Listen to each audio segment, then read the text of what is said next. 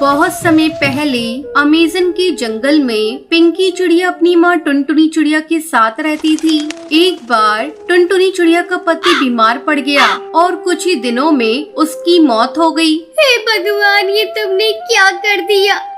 मेरे हंसते खेलते घर को उजाड़ दिया। टुन्नू, अब मैं तुम्हारे बिना कैसे रहूं?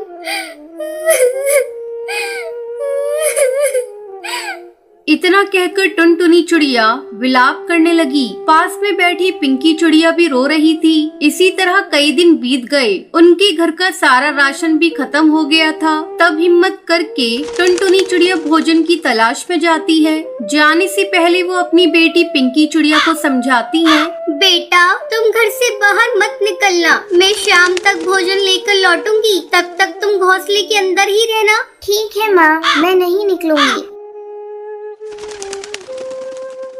टुनटुनी चिड़िया के जाते ही हरी ताई का बेटा मिट्ठू तोता टुनटुनी के घर आता है।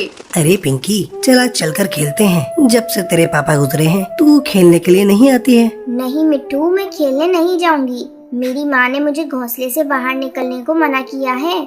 पिंकी, तू अपनी माँ से बहुत डरती है। तू चल, तेरी माँ के वापस लौटने से पहले हम लोग खेलकर वापस चले आएंगे। और मिट्ठू तोता के बार बार जिद करने पर पिंकी चिड़िया उसके साथ खेलने के लिए चली जाती है।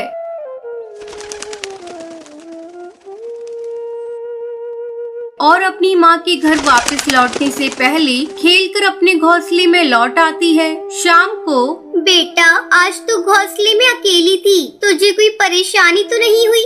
नहीं माँ, मुझे कोई परेशानी नहीं हुई। लाओ, मुझे भोजन दो। मुझे बहुत जोरों की भूख लगी है। टुनटुनी चिड़िया अपनी बेटी को भोजन देती है। अब रोज भोजन की तलाश में जाती। इधर पिंकी चिड़िया खेलने निकल पड़ती। एक दिन, माँ, तुम मुझे रोज रोज गेहूं के दाने खाने को देती हो। आज मैं इसे नहीं खाऊंगी। मुझे चने के दाने चाहिए। बेटा, आज तू ये गेहूं के दाने खा ले। कल से मैं तेरे लिए कहीं से चने के दाने लेकर आऊंगी। अगले दिन टुनटुनी चिड़िया कड़कनाथ सेठ के पास जाती है और उससे कहती है, सेठ जी, मुझे थोड़े से चने के दाने चाहिए। क्या आप मुझे चने के दाने दोगे? मेरी बेटी कई दिनों से चने के दाने खाने की जिद कर रही है। ठीक है, मैं तुम्हें चने के दाने दे सकता हूँ, पर इसके बदले में तुम्हें मेरे खेत को साफ करना होगा। लेकिन सेठ जी, इस खेत में तो कांटेदार झाड़ियाँ उगी हुई है। मैं इन्हें कैसे साफ करूँगी? सोच लो टुनटुनी बहन, अगर तुम इस खेत की सफाई करोगी तो ही मैं तुम्हें चने के दाने दूंगा। कुछ देर सोचकर टुनटुनी चिड़िया कहती है, ठीक है सेठ जी, मैं तैयार हूँ। मुझे चने के दाने दे दो। टुनटुनी, खेत की सफाई पूरी हो जाने पर ही मैं तुम्हें चने के दाने दूंगा। टुनटुनी चिड़िया दिन भर खेत की झाड़ियों की सफाई करती है।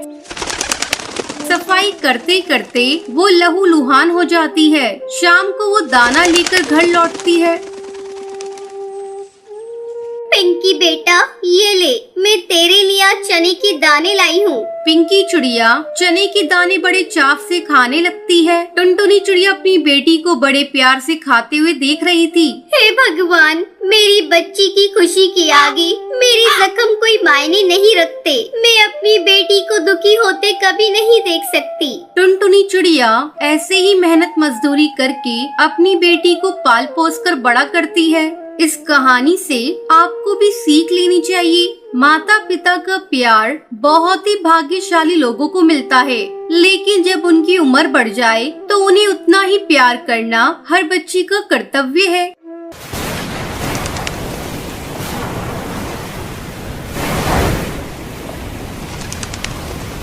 टुनटुनी अपने माँ बाप की इकलौती बेटी थी। उसके माँ बाप ने उसकी शादी बड़े ही धूमधाम से बंटी नाम के कबूतर से की थी। वो एक बहुत बड़ी कंपनी का मालिक था। टुनटुनी अपने ससुराल में बहुत खुश थी। अचानक एक दिन उसे खबर मिलती है कि बंटी की एक दुर्घटना में मौत हो चुकी है। बहू, किसका फोन है? अरे कुछ तो बोल बहू।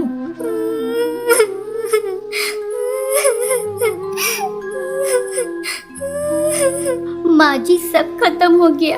सब बर्बाद हो गया माँ जी। बंटी की तेज तूफान आने के कारण मौत हो गई माँ जी। बहू तुझे गलत जानकारी मिली है, कोई तुझसे मजाक कर रहा होगा। ला दे फोन, मैं बात करती हूँ। बबली अपनी बहू टुनटुनी के हाथ से फोन ले लेती है।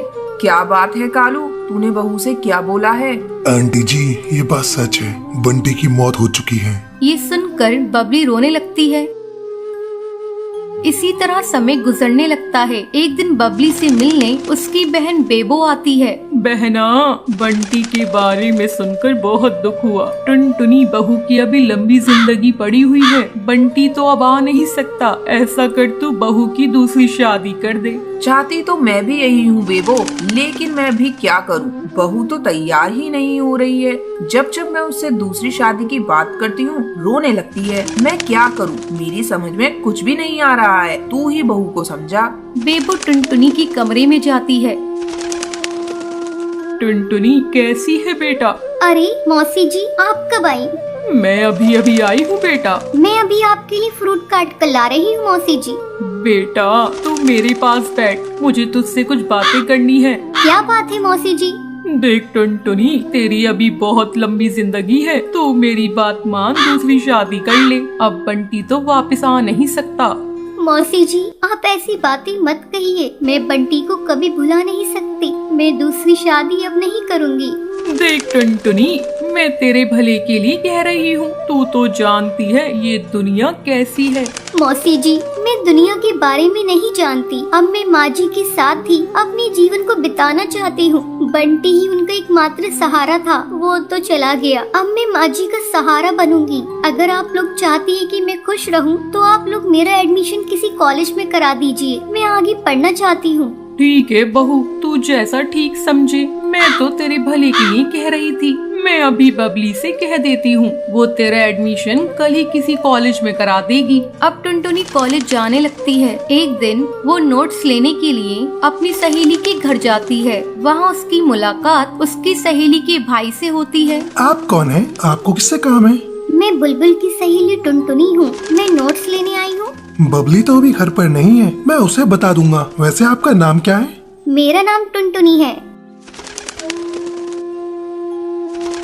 जब बुलबुल घर पर आती है तब उसका भाई रॉकी उससे कहता है, बुलबुल, तुम्हारी सहेली टुनटुनी तुमसे नोट्स लेने आई थी। हाँ भैया, मैंने ही उसे घर पर बुलाया था ताकि तुम उसे देख लो और वो तुम्हें देख ले। बेचारी विधवा है और मैं उसे अपनी भाभी बनाना चाहती हूँ। कहो तुम्हारी क्या राय है? ठीक है बुलबुल, मैं टुनटुनी से शादी करने के लिए तैयार हूँ। बुलबुल अपने भाई का रिश्ता लेकर टुनटुनी के घर जाती है। आंटी जी, मैं टुनटुनी को अपनी भाभी बनाना चाहती हूँ। मेरे माँ बाप तो बचपन में ही गुजर गए हैं, इसलिए मैं अपने भाई का रिश्ता लेकर आई हूँ। बेटा मैं भी यही चाहती हूँ, लेकिन टुनटुनी तो शादी के लिए तैयार ही नहीं है। बस आंटी जी, आप हाँ कह दीजिए, मैं टुनटुनी को मना लूंगी। बुलबुल टुनटुनी को शादी करने के लिए बहुत मनाती है। आखिरकार टुनटुनी शादी करने के लिए मान जाती है। और एक दिन धूमधाम से टुनटुनी और रॉकी की शादी हो जाती है। टुनटुनी अपने ससुराल जाकर खुशी खुशी रहने लगती है।